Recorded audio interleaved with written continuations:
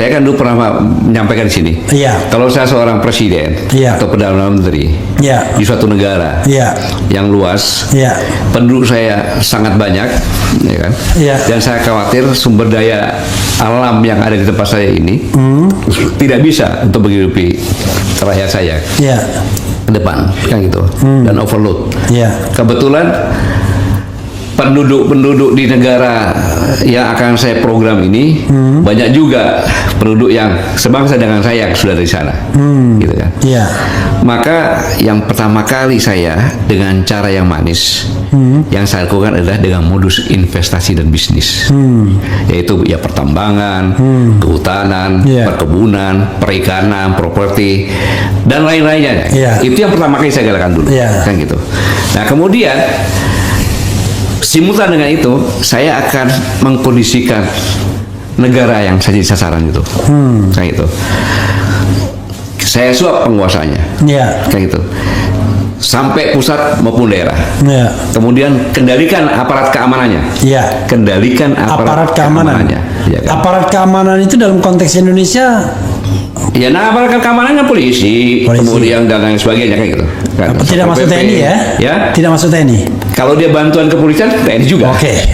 Kan gitu. Saya penegasannya di situ Iya, ya. gitu Oke. kan. Ya, Iya. kawan-kawan. Kemudian habis itu buat regulasi baru, membeli undang-undang, saya katakan itu. Oke. Kalau udah segitu kan gampang gitu beli undang-undang. Iya. Saya komisi nggak sampai 100 kok. Iya. Partai juga 7 sudah cukup kan gitu. Iya. Nah, kemudian rangkul orang-orang saya yang sudah menjadi pengusaha di Iya. negara itu. I see. Ya, rangkul semuanya, kemudian saya bentuk booster dong. Oke. Ya, kemudian yang pro negara saya boosternya itu, wah ini baik begini Iya, iya, iya. Baru habis itu saya berkilah bagaimana pun juga dengan imigrasi, Menkumham segala macam udah saya atur sehingga mudahlah, keluarkanlah bebas visa. Oke. Ya kan? Maka saya masuk tenaga kerja saya yang memang saya buat regulasi negara saya. Lu kerja di sana, lu balik ganti rugi Oke. yang besar, Iya. kan? Gitu. Tapi kalau lu di sana, tinggal di sana dan bisa beranak pindah, lu akan menjadi warga negara Oke. kehormatan.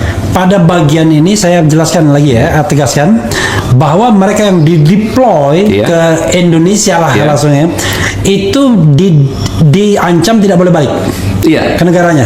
Kalau Kamu balik harus ganti rugi besar. Ya, kalau balik, balik ganti rugi, tapi kalau nggak balik dapat reward. Ya, Kira-kira begitu. iya, Oke. Gitu kan? Sehingga dia tidak punya pilihan kecuali dia stay di situ. iya. Oke. Nah, dari ini, ya kan, saya masuknya macam-macam tahapannya. Ada yang turis lah, kan gitu. Tetapi dalam tenaga kerja itu saya sisipkan para militer. Oke. Orang yang terlatih ya. Iya. Saya sudah membuat segala macamnya. Oh, buat kamu EKTP segala macam. Saya buatlah EKTP negara yang saya kan. Kemudian saya didik mereka berdasar antropologi budaya masyarakat sini, khususnya wanitanya, Iya. supaya dia bisa menjadi kawin di sini. Oke. Saya latih itu, sehingga mereka melakah dengan warga lokal, kan gitu. Baru perkuat area investasi itu menjadikan bumper atau benteng saya, kan gitu. Bangun kawasan eksklusif, kan gitu. Kemudian ada regulasi, bisa diatur sendiri, mengatur sendiri, kan gitu. Kemudian saya masukkan senjata munisi, bisa tidak ketahuan karena punya kewenangan sendiri di situ. Ya karena bisa ekspor impor itu tanpa bea cukai. Loh, saya sudah bayar semuanya, regulasinya dan resmi itu. Jangan menuduh saya nggak benar, saya sudah buat regulasinya, kan gitu. Nah,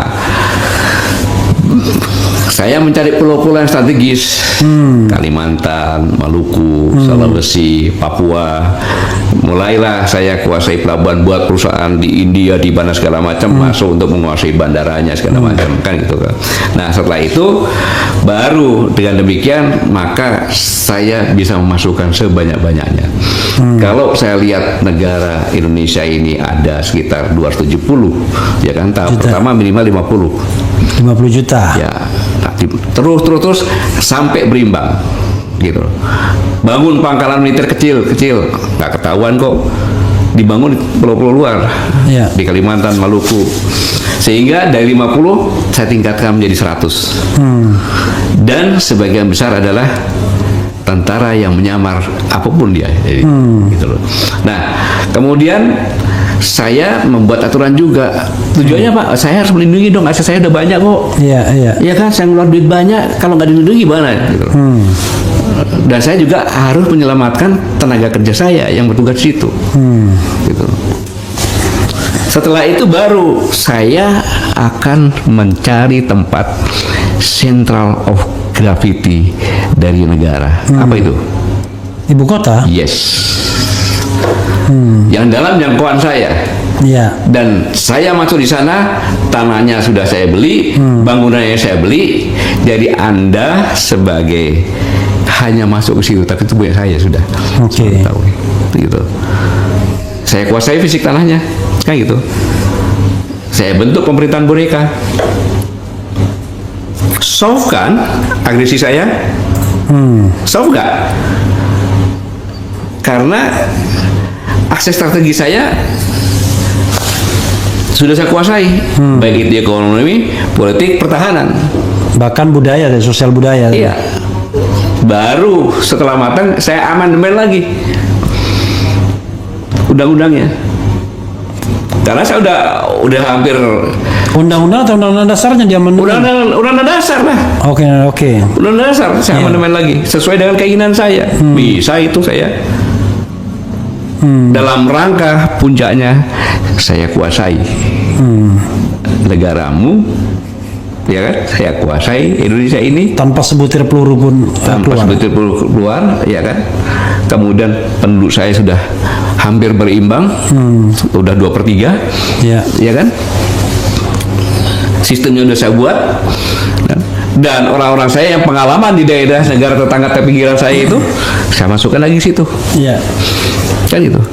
Karena apa? Peluang. Karena di negara itu baru demokrasi, tapi pemudanya diam. Sudah saya tidurkan dengan mana-mana yang saya buat. Ditidurkan dan sebagainya jadi mother. Ya, narkoba, buzzer segala macam. Terakhir saya bilang, kasihan deh lu, gitu kan? Karena lu goblok, kan gitu. Maka gue bisa buat seperti itu.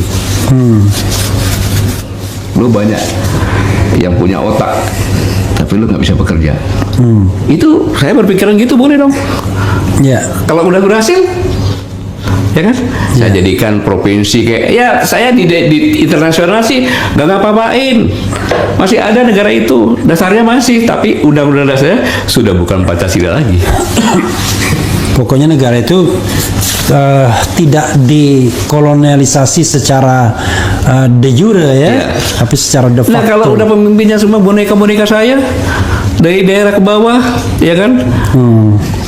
Secara politik sudah saya kuasai, ekonomi juga saya kuasai, mau apa? Nah ini saya kerjakan bukan 1-2 tahun, bos. Saya proyek ini saya rencanakan 50 tahun. Dan sudah lama saya berjalan ini. Iya. Gitu. Tidak ujuk-ujuk. Karena untuk mengakuisisi perusahaan pun kan lama. Iya. Apalagi negara dong ini. Gitu. Nah, saya berharap dengan lebih para generasi muda, para orang berpikir, apakah yang saya sampaikan ini terjadi nggak di negara kita? Saya kembali lagi, saya bagi negara Indonesia sekarang gitu kan.